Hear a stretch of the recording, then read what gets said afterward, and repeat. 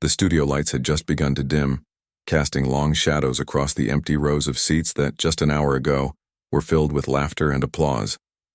Trevor sat alone in his green room, still in his suit jacket but with the top button of his shirt undone and his tie hanging loose around his neck. The quiet hum of the air conditioner was the only sound now, a steady backdrop to the thoughts racing through his head. He scrolled through notes on his phone, jokes that landed, segments that needed tightening, a few angry tweets from people who clearly missed the point of his latest monologue. It was all part of the job, but some days it felt heavier than others. He leaned back in the chair, rubbing his temples. The show had gone well, better than expected, actually, but there was always that post-show exhaustion, that strange mix of adrenaline and emptiness that came when the cameras stopped rolling and the crowd went home. He reached for the half-finished bottle of water on the table, took a long sip and let out a slow breath. Just another night in New York, just another chapter in a life that sometimes felt more like performance than reality. Then the door cracked open. He looked up, expecting to see his producer or maybe a stagehand with a forgotten cue card. But instead it was her, Lena, his longtime showrunner, eyes wide like she'd just seen a ghost. She stood frozen in the doorway for a second, clutching a clipboard to her chest like a shield. "You okay?" Trevor asked, raising an eyebrow. "Did I accidentally roast the wrong billionaire again?" Lena didn't laugh. Instead, she stepped inside and closed the door behind her, her voice low and urgent. "You're not going to believe who's downstairs." Trevor sat up straighter. "Okay, is it Beyoncé? Because if it's Beyoncé, I need 5 minutes to mentally prepare." "No," she said, shaking her head, a small, disbelieving smile tugging at her lips. Well, just come see." Before he could protest, she turned and gestured for him to follow. Curious now, Trevor stood, smoothed his jacket, and trailed after her down the quiet hallway.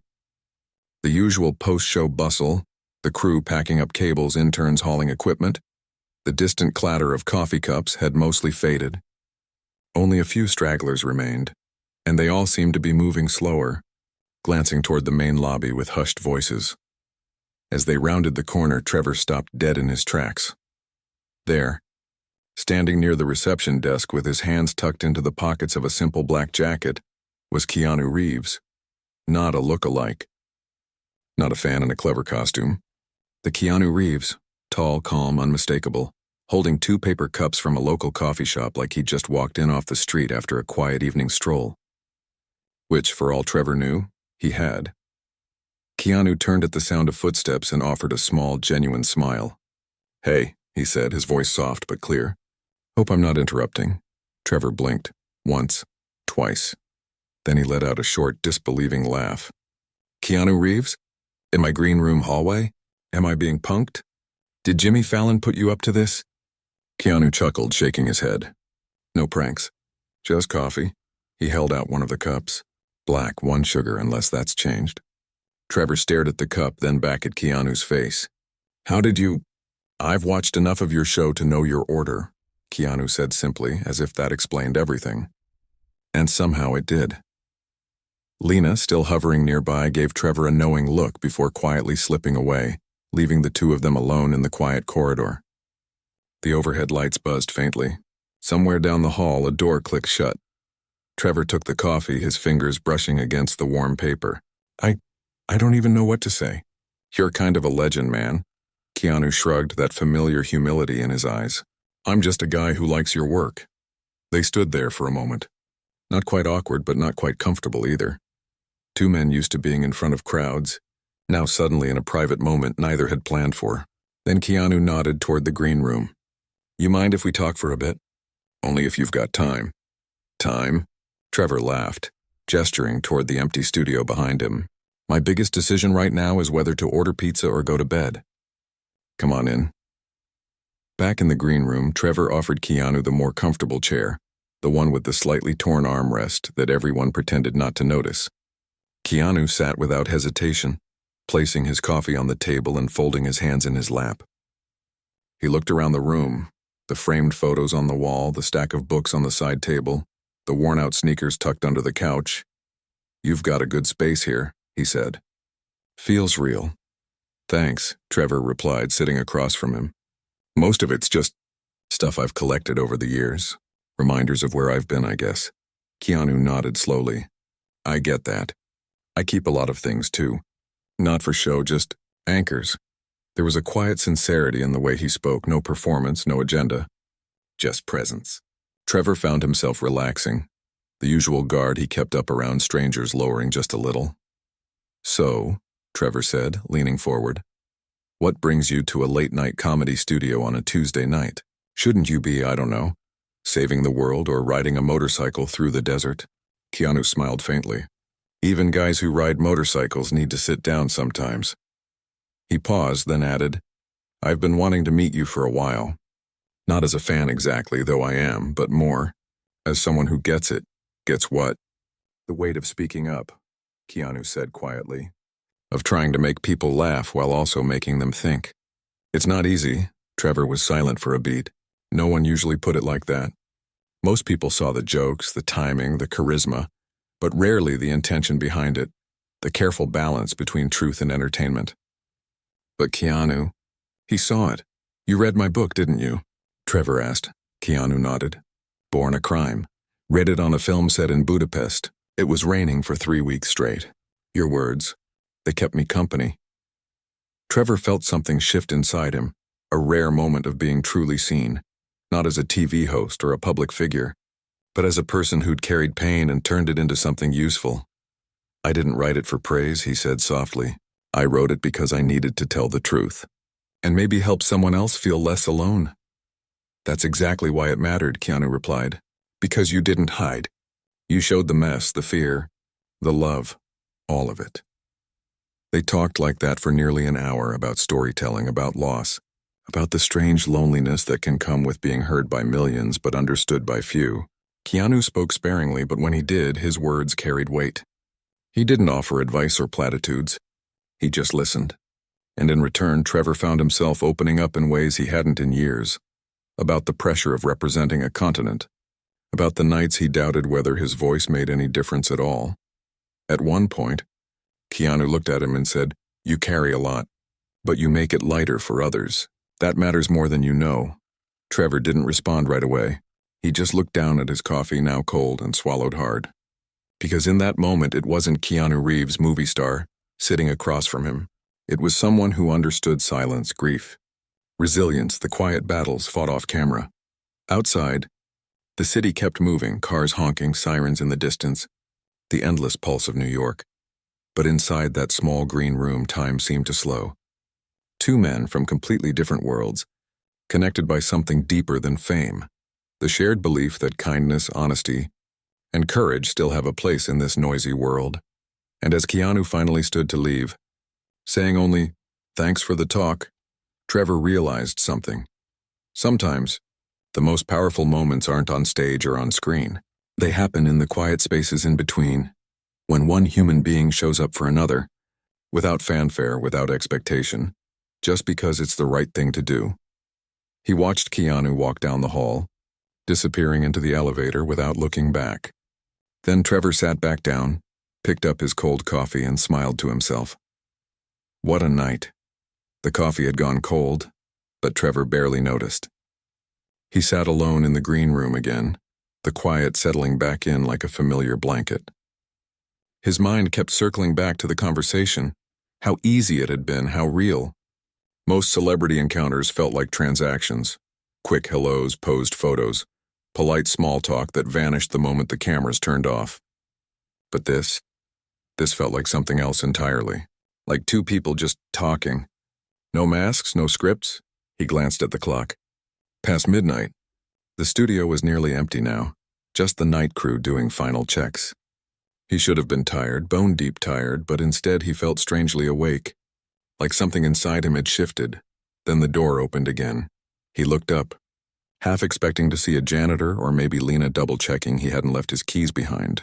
But it was Keanu. He stood in the doorway, hands in his pockets, looking almost apologetic. Sorry, he said softly. I realized I left something behind. Trevor smiled. Your dignity? Because I'm pretty sure you took that with you. Keanu chuckled, stepping inside. No, just, I wanted to finish what we started. If you're still up for it. Always, Trevor said, gesturing to the chair. Though fair warning, I might start quoting your movies if this goes on much longer. Keanu sat down, this time more relaxed. He didn't reach for his coffee, just leaned forward slightly, elbows on his knees, like he was about to share something important. You said earlier that you sometimes wonder if your voice makes a difference, Keanu began, his voice low and steady. I want you to know it does. More than you think. Trevor raised an eyebrow. How so? Keanu looked down for a moment as if gathering his thoughts. Then he said, a few years ago I was going through a rough patch. You know how it is. Life piles on, and even when you're surrounded by people, you feel completely alone. Trevor nodded. He knew that feeling all too well. I was on a film set, Keanu continued, but my mind wasn't there. I just lost someone close, and every day felt like walking through fog. One night I couldn't sleep. So I turned on the TV, and there you were, doing a stand-up special from London. I didn't even plan to watch it. I just needed noise to drown out the silence. He paused, then looked up. But your words, they cut through the noise. You were talking about growing up in a place where the rules didn't make sense, about finding humor in chaos, about loving people even when the world tries to tear you apart. And for the first time in weeks, I didn't feel so broken. Trevor was quiet. He'd told that story 100 times, but never imagined it could reach someone like Keanu, someone who seemed so steady, so unshakable. I didn't watch it for laughs, Keanu added. I watched it because you made the world feel less cruel. Like maybe there was still kindness in it even when everything hurt. Trevor swallowed. I didn't know that, he said quietly. I talk about what I know, what I've lived. And that's why it lands, Keanu said. Because it's true. Not polished. Not perfect. Just honest. They sat in silence for a moment, the kind of silence that doesn't need filling. Outside, a distant siren wailed, then faded. Somewhere in the building, a door clicked shut. Trevor leaned back, running a hand through his hair. You know, people always say, oh, you're so brave for speaking out. But most days I don't feel brave. I feel scared. Scared I'll say the wrong thing. Scared I'll let people down. Scared that no matter how hard I try, it won't be enough. Keanu nodded slowly. Bravery isn't the absence of fear. It's doing it anyway. And you do it every single night. But why? Trevor asked, almost to himself. Why keep showing up when it's exhausting? When the hate piles up faster than the love? Keanu thought for a moment. Because someone out there needs to hear it. Maybe just one person.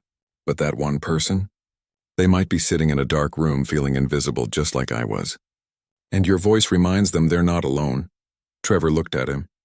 Really looked at him, not as the actor from the action movies, but as a man who'd known deep loss, who carried grief quietly, who still chose to show up with kindness in a world that often rewards the opposite.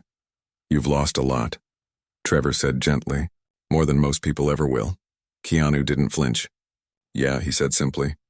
But pain doesn't have to make you hard. It can make you softer, more aware of others' pain.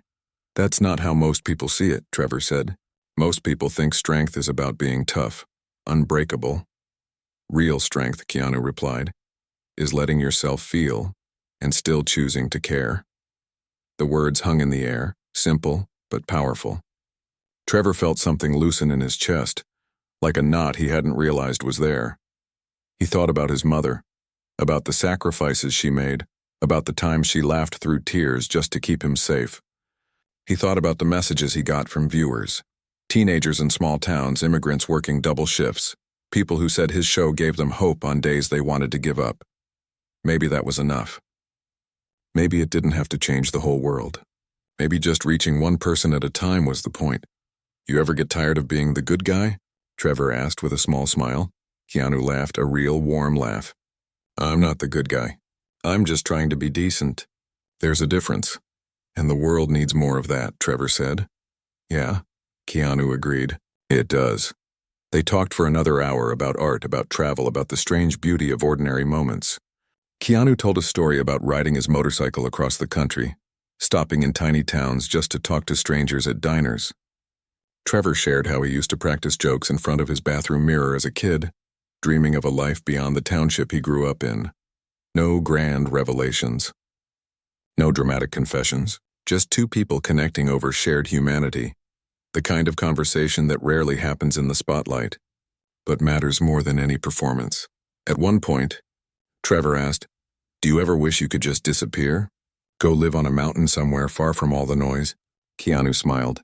Sometimes. But then I remember, people need reminders that goodness exists. And if I can be that reminder even in a small way, then it's worth staying in the world. Trevor nodded. I think that's why I keep doing the show. Not for fame, not for clout, but because if I can make one person feel seen or laugh when they thought they couldn't, that's the win. Keanu reached into his jacket pocket and pulled out a small, worn notebook. He flipped it open to a page filled with neat handwriting, then tore it out and handed it to Trevor. What's this? Trevor asked. Something I wrote down after watching your special, Keanu said. Keep it or throw it away. Either way, it's yours. Trevor looked at the paper. Just one sentence written in careful script. Your pain has purpose. Your voice is a gift. He folded it gently and tucked it into his own pocket. Thank you, he said, his voice thick. Keanu stood. I should go. You've got a show tomorrow. So do you, Trevor teased. Saving the universe or something, Keanu grinned. Nah, just trying to be kind. And with that he walked out. No fanfare, no goodbye wave. Just a quiet exit into the night. Trevor stayed seated for a long time after, staring at the empty chair across from him. The city outside buzzed on, indifferent to the quiet moment that had just passed inside those walls. But something had changed. Not in the world, but in him. He finally stood, turned off the lights, and headed for the door. As he stepped into the hallway, he pulled out his phone and typed a quick note to himself. Keep going. Someone's listening. Then he walked out into the cool New York night, feeling a little lighter, a little less alone and more certain than ever that showing up with honesty, even when it's hard, is never wasted. The days after Keanu's visit passed in a blur of tapings, meetings, and late-night script rewrites, but something had shifted.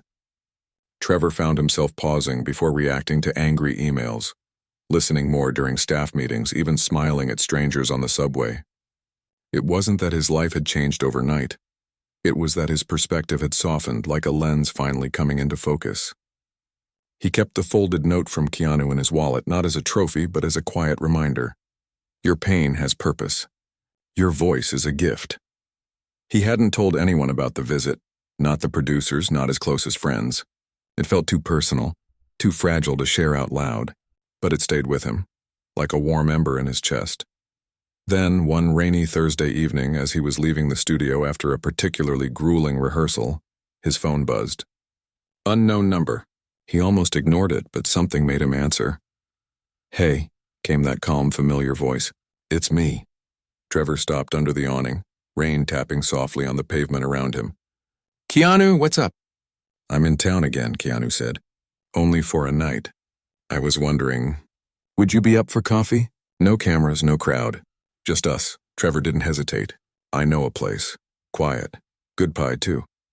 20 minutes later, they sat in a corner booth of a nearly empty diner 3 blocks from the studio. The place smelled like old wood, coffee grounds, and cinnamon.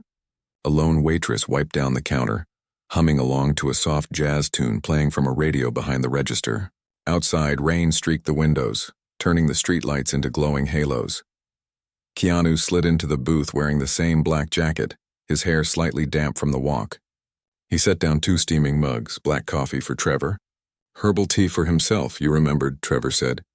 Touched. I pay attention, Keanu replied with a small smile. They talked about nothing at first, the weather, the traffic, how New York never really sleeps. But then slowly the conversation deepened again. Keanu asked about the show, about how Trevor was holding up under the weight of current events. Trevor admitted it was getting harder. Truth felt slippery these days, and people were quicker to attack than to listen. I keep asking myself, Trevor said, stirring his coffee absently, if I'm making things better or just adding to the noise. Keanu was quiet for a moment. Then he said, You ever feel like the world's shouting so loud that kindness sounds weak? Trevor nodded. All the time. But it's not, Keanu said firmly. Kindness is the hardest thing to hold on to when everything's on fire. That's what makes it strong. Trevor looked at him. You really believe that? I live by it, Keanu said. After everything I've lost, I could have let bitterness take over. A lot of people do. But I chose to believe that people are still good. That we're all just trying our best even when we mess up. Trevor leaned back, studying him. You know, most people think you're this untouchable icon, cool, calm, perfect. But you're just human. Keanu laughed softly. Very human. I stubbed my toes. I burn toast. I cry at dog commercials. That made Trevor laugh too. I needed that.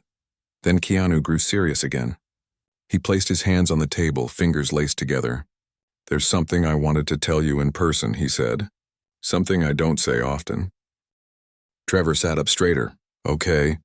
Keanu took a slow breath. I came here tonight because I wanted to say thank you. Not as a fan. Not as someone famous. But as someone who's been in the dark, and your words helped me find a little light. Trevor opened his mouth to respond, but no words came out. You talk about pain like it's part of life, not something to hide, Keanu continued. You make people laugh while also making them think. And in a world that's so divided, so angry, that's a kind of healing. Trevor looked down at his coffee, blinking fast. He hadn't expected this. He'd spent years trying to be the one offering comfort, not receiving it. I didn't know, he finally whispered. I didn't know it reached you like that. It did, Keanu said gently. And I know it reaches others too. Maybe more than you'll ever know. The rain outside softened to a drizzle. The jazz song ended, replaced by the quiet clink of dishes from the kitchen. Trevor wiped his eyes with the back of his hand, embarrassed but not ashamed. Sometimes I feel like I'm shouting into a void, he admitted. Like no matter how hard I try, the message gets twisted or ignored. Maybe, Keanu said. But even if only one person hears it clearly, that's enough. That one person might be the one who needs it most. He reached into his jacket and pulled out a small folded piece of paper, different from the last one. I wrote this after our first talk, he said, handing it over. I was going to mail it, but I wanted to give it to you myself. Trevor unfolded it carefully. The handwriting was neat, thoughtful. It read, You carry a lot, but you make it lighter for others. That matters. He read it twice, then folded it slowly, his throat tight. I don't know what to say, he said. You don't have to say anything, Keanu replied. Just keep doing what you're doing. They sat in silence for a while, the kind that feels full instead of empty.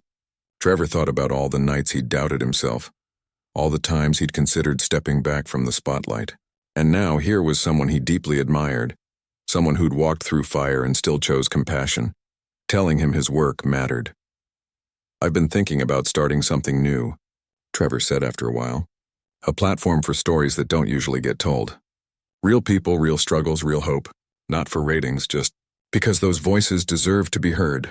Keanu's eyes lit up. That's exactly what the world needs. You'd support that? Trevor asked, half joking. I'd do more than support it, Keanu said. If you ever need help, funding, connections, just someone to listen, I'm in. Trevor stared at him. You don't even know what it'll cost. I don't care, Keanu said simply. If it helps people feel seen, it's worth every penny. Trevor shook his head, smiling. You're something else, you know that? Keanu shrugged. I just believe in paying forward the kindness that's been shown to me. The waitress came by then, refilling their drinks without a word. She gave Keanu a knowing look, like she recognized him but respected his privacy, and moved on. Trevor watched her go, then turned back. Do you ever get tired of being you? Of people expecting you to be this perfect symbol of goodness? Keanu thought about it. I don't see myself that way. I'm just trying to live by what I believe. If that inspires someone, great. But I'm not doing it for them. I'm doing it for me because I couldn't live with myself if I didn't. That hit Trevor hard. Because that was the heart of it, wasn't it? Not performance, not image. Just integrity. He took a deep breath. Thank you. For showing up. For seeing me, not the host, not the brand, just... Keanu met his gaze. You've done the same for millions. Tonight I just wanted to return the favor. Outside, the rain had stopped. Puddles shimmered under the streetlights. The city felt quieter, cleaner. Keanu checked his watch. I should go.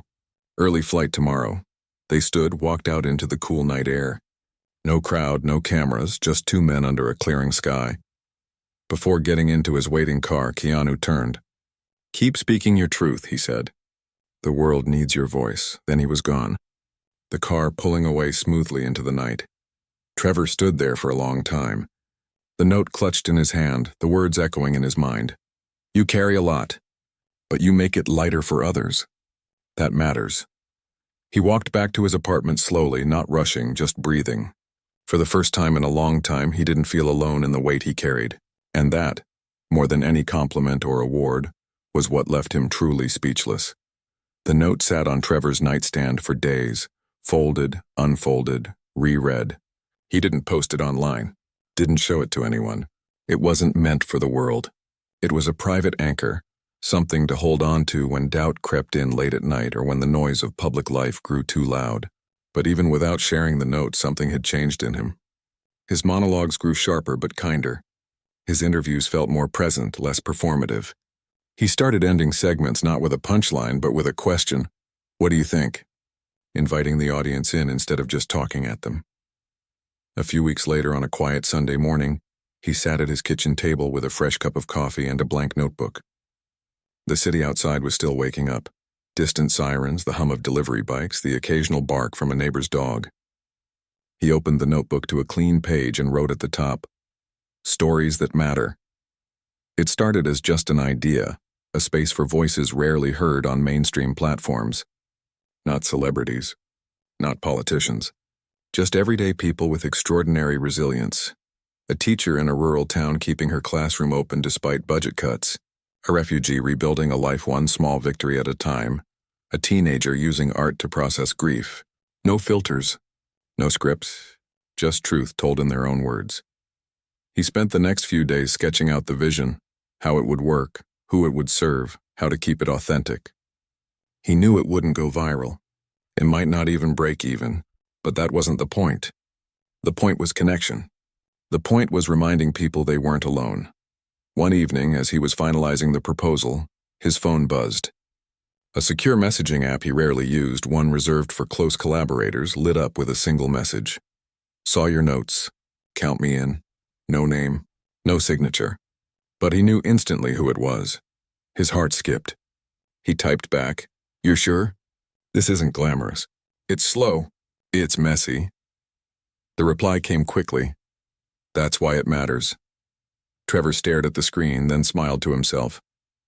Of course, because that's exactly what Keanu would say. They didn't talk about money, not directly. But a few days later, Trevor's team received an anonymous donation large enough to launch the project fully. Studio time, travel grants for storytellers, stipends so people wouldn't have to choose between sharing their story and paying rent. The donor requested only two things: no public credit and a promise that every story would be told with dignity. Trevor honored both. The first episode of Stories That Matter dropped on a Tuesday. It featured a nurse from New Orleans who'd worked through hurricanes, pandemics, and personal loss, yet still showed up with compassion every single shift. The video wasn't flashy, just her, a simple chair, soft lighting, and her voice, steady and real. Within 24 hours, it had been shared tens of thousands of times. Comments poured in. "This made me call my mom. I needed to hear this today. Thank you for seeing people like us." Trevor read every one, but the most meaningful moment came a week later, during a live taping of his show. He'd just finished a segment about media fatigue, how everyone's shouting but no one's listening, and paused before the next joke. The audience quieted, sensing something different was coming. "You know," he said, looking straight into the camera, "sometimes the most powerful thing you can do is just listen, not to respond, not to fix, just to hear someone's truth." He didn't mention Keanu, didn't name the project outright, but he quoted the note, almost word for word, without revealing its source. "Your voice is a lighthouse. Keep shining even when the storm doesn't thank you." The audience didn't know where it came from, but they felt it. You could see it in their faces, some nodding, others wiping their eyes. After the show, fans flooded social media trying to trace the quote. Who said it? Was it a poet? A philosopher, a friend? Trevor never confirmed. He let the words stand on their own, just as they were meant to. Meanwhile, behind the scenes, the project grew. More storytellers came forward. A veteran using woodworking to heal from PTSD.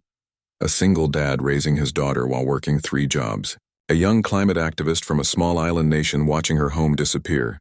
Each story was treated like a gift, edited with care, released without ads, shared with respect. One afternoon, as Trevor was reviewing footage in the editing bay, his producer walked in holding a plain envelope with no return address. Inside was another note, same handwriting, same quiet power. "You're doing it. Keep going. No signature." None needed. He tucked it into his notebook right beside the first one. That night he posted a vague but heartfelt message on his Instagram story. "Met a real-life angel last night. Some people walk the earth just to remind us that kindness still exists." Fans went wild with theories. Was it a secret celebrity? A long-lost mentor? A spiritual experience? Trevor never clarified. He liked the mystery, because the truth wasn't about fame. It was about the quiet, consistent choice to show up for others without needing credit. Weeks turned into months. The project gained quiet momentum, not through algorithms but through word of mouth. Teachers used the videos in classrooms. Therapists shared them with clients. Community centers screened them during support group meetings. It wasn't changing the world in headlines, but it was changing lives in living rooms, hospital beds, and bus stops. And through it all, Trevor carried the lessons from those late-night talks like a compass. When he felt overwhelmed, he'd reread the notes. When he doubted his impact, he'd watch the messages from viewers saying, "Your show got me through today." He began to understand something Keanu had shown him without ever saying it outright. Real influence isn't about volume. It's about resonance. It's not how many people hear you, it's how deeply you reach the ones who do.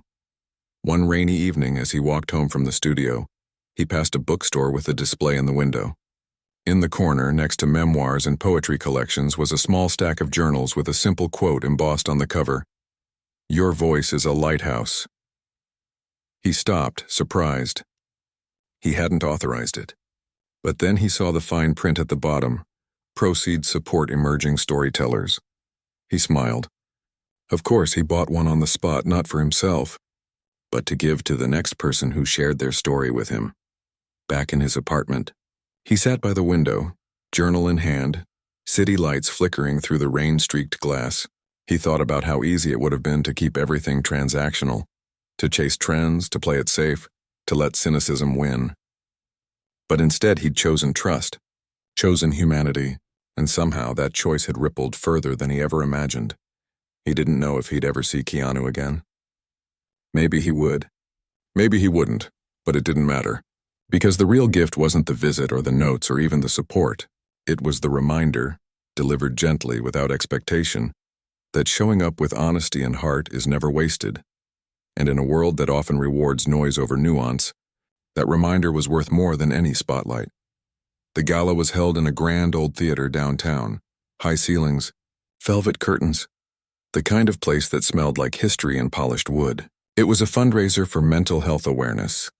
One of those rare nights where people came not for clout or photo ops, but because they genuinely cared. Trevor had helped organize it not as a host, but as someone who'd lived the struggle and wanted to make sure others didn't have to walk it alone. He arrived early, as he always did, preferring to watch the room fill up from the shadows. Guests trickled in, activists, artists, doctors, survivors, many of them people whose stories had been featured in Stories That Matter. Seeing them here, dressed up and standing tall, filled him with a quiet pride. This wasn't just an event. It was proof that healing could be collective. He was adjusting his cufflinks near the back when he saw him. Keanu stood near the entrance, not in a tuxedo, but in a dark suit that looked like he'd worn it 100 times before. Comfortable, unpretentious. He wasn't posing for photos or shaking hands with donors. He was talking quietly to a young woman Trevor recognized, a poet from Detroit who'd shared her story of overcoming addiction and rebuilding her relationship with her daughter. Keanu listened the way he always did, with his whole presence like nothing else in the world existed in that moment. Trevor didn't approach right away. He just watched, smiling to himself. Of course he'd be here, not for the spotlight, but for the people. When their eyes finally met across the room, Keanu gave a small nod, no grand gesture, just a quiet acknowledgement between two friends who didn't need words to understand each other. Trevor walked over. "You made it," he said. "Wouldn't miss it," Keanu replied. Then with a glance toward the poet, who was now laughing at something he'd said, he added, "She's incredible." "She is," Trevor said. "And she's here because someone believed in her enough to fund her travel, her time, her dignity." Keanu didn't take the bait. He just shrugged. Someone had to. Later during the program, Trevor took the stage. The lights dimmed. The crowd hushed. He didn't open with a joke this time. He spoke from the heart. "A few years ago," he began, "I met someone who reminded me why any of this matters. Not because of who they are, but because of how they show up in the world. Quietly, consistently, without needing applause." He paused, glancing toward the back row where Keanu sat, already half rising as if preparing to slip out unnoticed.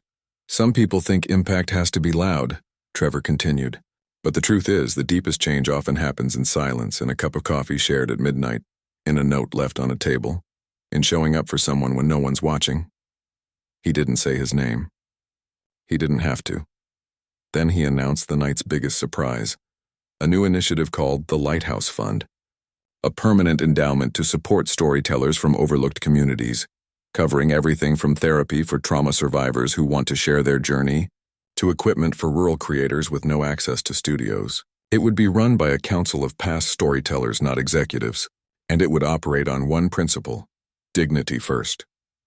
The audience erupted in applause. Cameras flashed.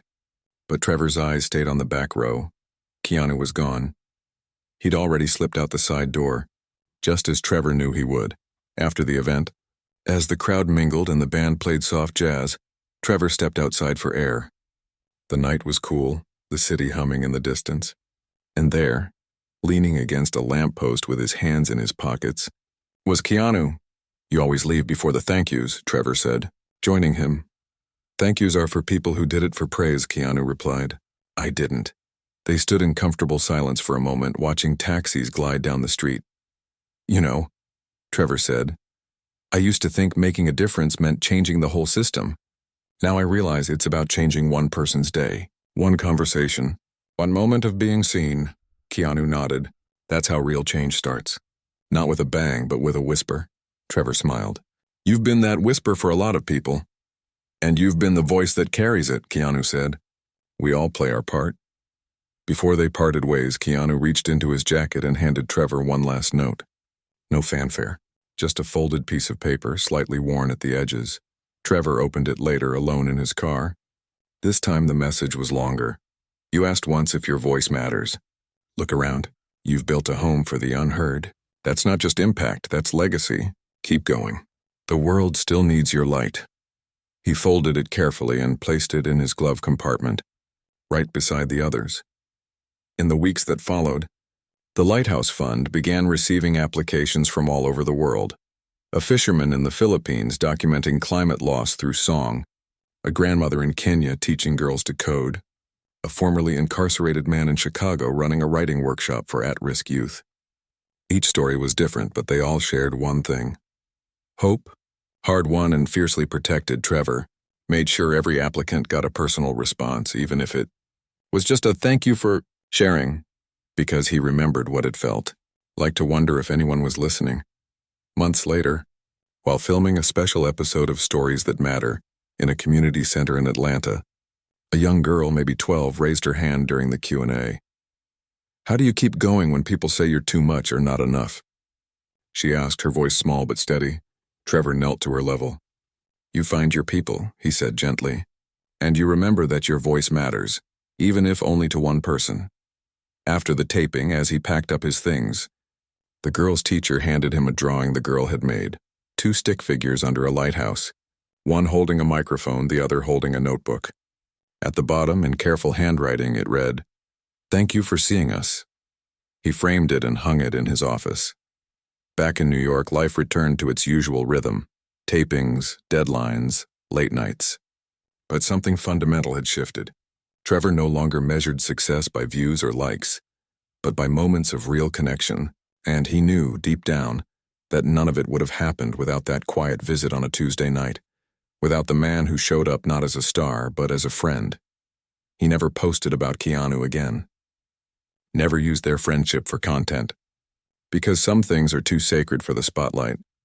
But every now and then, when he felt the weight of the world pressing in, he'd pull out the notes, read them slowly, and remember: kindness is never wasted. Truth is never too small. And sometimes the most powerful thing you can do is simply show up for someone else and for yourself. One evening, long after the city had quieted, Trevor sat on his balcony with a cup of tea, looking out at the skyline. His phone buzzed, a message from an unknown number. Saw the girl's drawing. "You're doing great." He smiled, typed back just 2 words. "Thanks, friend." Then he turned off his phone, leaned back, and watched the stars appear one by one, tiny lights in a vast sky, each one proof that even in the darkest night, someone is still shining. The story wasn't supposed to have a part 6. 5 parts felt complete, like a quiet arc that began with a surprise visit and ended with a legacy taking root. But life rarely wraps up in neat chapters. Sometimes it keeps unfolding in small, unexpected ways that don't make headlines but stitch themselves into the fabric of everyday meaning. And this? This was one of those times. It started with a letter. Not an email, not a DM, a real handwritten letter, mailed to the studio with no return address, just a postmark from somewhere in the Pacific Northwest. The envelope was plain, the paper thick and slightly textured like it had been chosen with care. Inside was a single sheet, and at the top a sentence that made Trevor pause mid-sip of his morning coffee. "You once said a voice can be a lighthouse. What if we built one, literally?" He read it again, then a third time. The handwriting wasn't Keanu's. It was neater, more deliberate, belonging to someone older, maybe in their 70s. The letter went on to describe a small coastal town where the old lighthouse had been decommissioned years ago. The community wanted to turn it into a space for storytelling, healing, and connection. A physical home for the kind of work Trevor and others had been doing online. They had the building. They had the heart. What they didn't have was guidance, and maybe a little hope that someone would say yes. At the bottom, the writer signed off simply, "A believer." Trevor sat back in his chair, the morning sun warming the windowsill. He thought about how stories had always lived in places, in kitchens, in barbershops, in church basements, on front porches. The digital world had given them reach, but something got lost in the glow of screens. The weight of a hand on your shoulder, the sound of shared silence, the way a room can hold grief and joy at the same time. This idea, it felt like coming full circle. He called a meeting, not with executives, but with the core team behind Stories That Matter, the ones who'd been there since the beginning. He read them the letter. No one spoke for a full minute after he finished. Then one of them said, "It's perfect." They didn't rush. They researched. They visited the town, a quiet stretch of coastline where the ocean roared in winter and glistened like glass in summer. The lighthouse stood on a rocky bluff, white paint peeling, iron stairs rusted but sturdy. Inside, the spiral staircase still turned, the lantern room empty but full of light. Locals came by just to see if they were serious. A retired schoolteacher brought homemade bread. A fisherman offered his boat for transport during storms. A teenager asked if she could help design the reading nook. It wasn't about building a monument. It was about creating a sanctuary. Trevor reached out to Keanu, not to ask for money, but for advice. The reply came the next day. "If it's real, I'm in. Not as a name, as a hand to help." True to his word, Keanu showed up one foggy morning in worn work boots and a flannel shirt, carrying a toolbox. No press, no entourage, just him, rolling up his sleeves and helping patch the roof alongside volunteers. People recognized him, of course, but no one made a scene. They'd heard what this place was for. They understood the rules. No photos, no noise, just work and warmth. Over the next few months, the lighthouse transformed. The ground floor became a listening room. Soft chairs, bookshelves filled with donated memoirs, a small stage no bigger than a rug. Upstairs, simple bedrooms for visiting storytellers. Outside, a fire pit where people could gather after dark, sharing stories under the stars. At the soft opening, a quiet evening with just the locals and a few storytellers, Trevor stood by the old brass bell that once warned ships of danger. Now it would ring to welcome people home. He didn't give a speech. Instead, he invited a woman from the community to speak. She'd lost her son to suicide 5 years earlier and had started a support group in his memory. Her voice shook at first, then steadied. "For a long time," she said, "I thought my pain was a burden. But here it feels like a bridge." Afterward, as the sun dipped below the horizon, painting the sky in gold and violet, Trevor found Keanu leaning against the railing, watching the waves. "You did it," Keanu said softly. "We did it," Trevor corrected. Keanu smiled. I just handed you nails. You built the house? No, Trevor said. You reminded me that kindness isn't passive. It's something you do, something you build. They stood in silence as the first stars appeared. Down below, laughter rose from the fire pit. Real, unguarded, human. In the months that followed, the lighthouse became exactly what they'd hoped.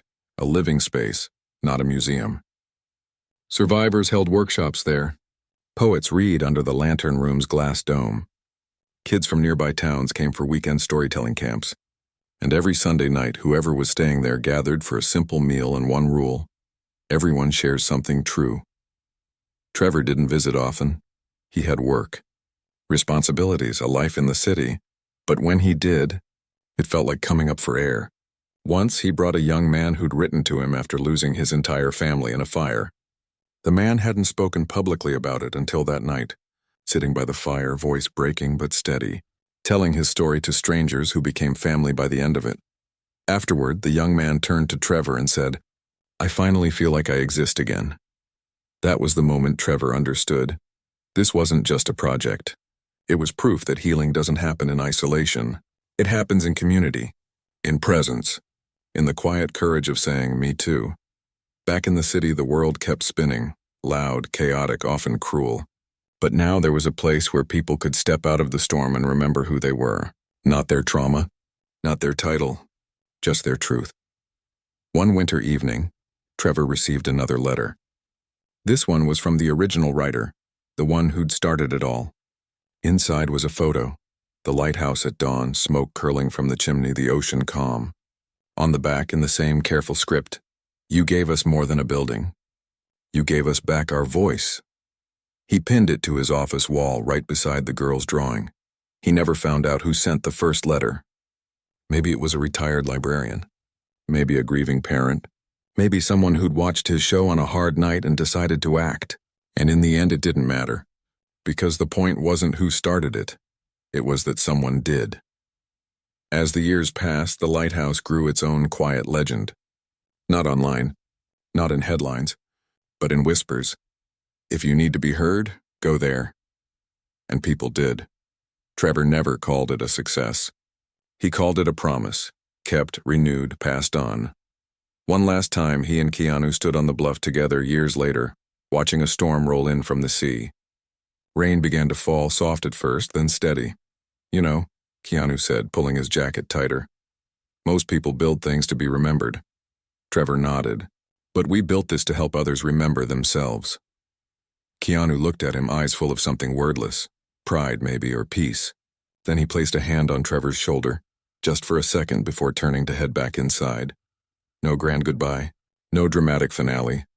Just two friends walking back into the light they'd helped create. Together, quietly and without needing the world to notice, because sometimes the most powerful stories aren't the ones that go viral. They're the ones that help someone breathe again, and that's more than enough.